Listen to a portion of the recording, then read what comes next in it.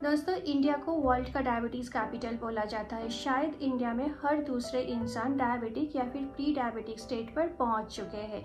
But diabetes is a lifestyle disease जिसको अपने food habit को ठीक करके आप काफ़ी हद तक कंट्रोल कर सकते हो। स्पेशली अगर आप प्री डायबिटिक स्टेट पर हो और आपको ये पता है तो अपने डाइट में इंपॉर्टेंट चेंजेस करके आप अपने सिचुएशन को रिवर्स भी कर सकते हो।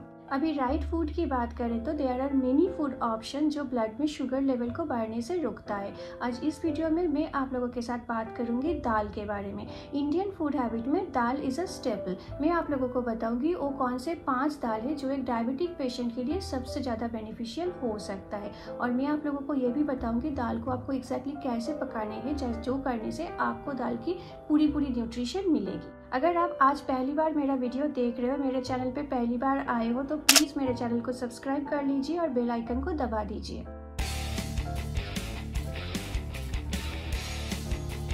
हेलो एवरीवन, मैं हूँ आपका हेल्थ कोच शिवर्णा और आप लोग देख रहे हो मेरा YouTube channel live with शिवर्णा।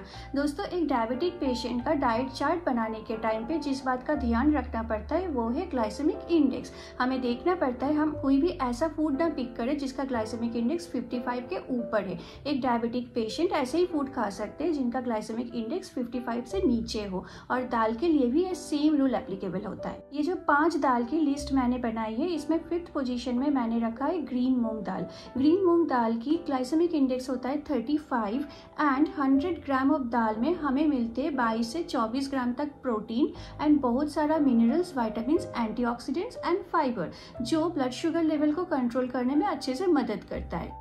As per few studies daily basis पे ग्रीन मूंग दाल खाने से बॉडी में इंसुलिन की सेंसिटिविटी बढ़ती है एंड टाइप 2 डायबिटीज कंट्रोल होता है। इस लिस्ट के 4th पोजीशन में मैंने रखा है तूर दाल, जिसको इंग्लिश में बोलते हैं PGNP।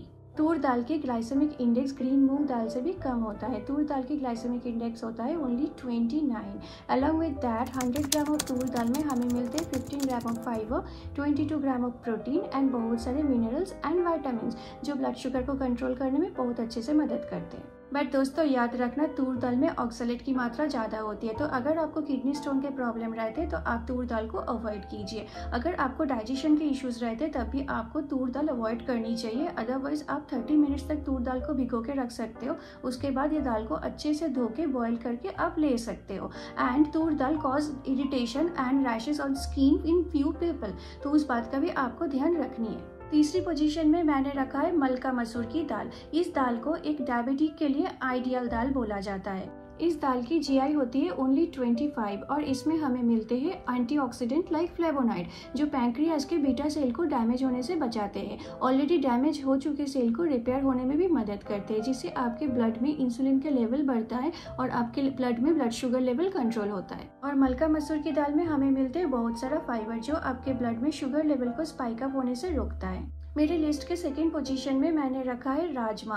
राजमा की GI होती है 18 से 22 के बीच में, और ये एक फाइबर इनरिच लेगुमे होने की वजह से ब्लड में शुगर लेवल को स्पाइक अप नहीं होने देता है। Otherwise it has high protein, vitamins and minerals. But दोस्तों, याद रखना राजमा को आपको पहले 4 से 8 घंटे तक भिगो के रखना है, फिर उसको बॉईल करके फिर पकानी है। राजमा में हमें एक प्रोटीन मिलता है जिसको बोला जाता है फाइटोहेमाग्लूटिनिन। ये ह्यूमन बॉडी में डाइजेस्ट नहीं हो पाता, और अगर आप अनकुक्ड अनबॉइल्ड राजमा खाओगे तो ये प्रोटीन आपको indigestion, vomiting and loose motion जैसे प्रॉब्लम दे सकता है। बट अगर राजमा को आप लंबे टाइम तक भिगो के फिर बॉईल कर लेते हो तो उसमें ये प्रोटीन ब्रेक डाउन हो जाता है और इसका कोई इफेक्ट ह्यूमन बॉडी पे नहीं होता। फाइनली मेरे ये लिस्ट में जिस दाल को मैंने टॉप पोजीशन में रखा है दैट इज चना दाल। चना दाल की GI होती है ओनली 8 और इसमें हमें अच्छी मात्रा में मिलती है protein, zinc, calcium, folate, fibre. ये दाल आपके ब्लड शुगर को कंट्रोल करने के साथ साथ आपके डाइजेस्टिव कैपेसिटी को बढ़ाता है, आपके कॉन्स्टिपेशन के प्रॉब्लम को भी ठीक करता है। दोस्तों, अभी मैं आप लोगों को एक बहुत इंपॉर्टेंट टिप बता रही हूँ जो दाल पकाने से पहले आपको फॉलो करनी चाहिए। आप कोई भी दाल पका रहे हो उससे पहले दाल को एटलीस्ट 30 मिनट्स तक भिगो के रखिए। है। बेसिकली दाल में होता है एक anti nutrient called phytic acid. ये फाइटिक एसिड अगर आपके बॉडी में जाता है तो ये बाकी सारे न्यूट्रिशन के एब्जॉर्प्शन को रोक देता है।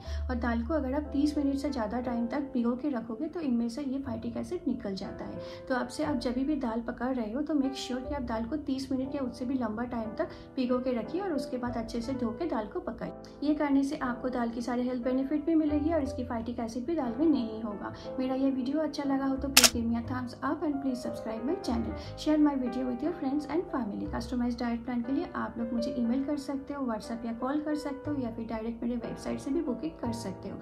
सारे डिटेल्स मैंने डिस्क्रिप्शन में दे दिया है। हम लोग बहुत जल्द एक नई वीडियो के साथ फिर मिलेंगे। तब तक के लिए हैप्पी हेल्दी लिविंग एवरीवन।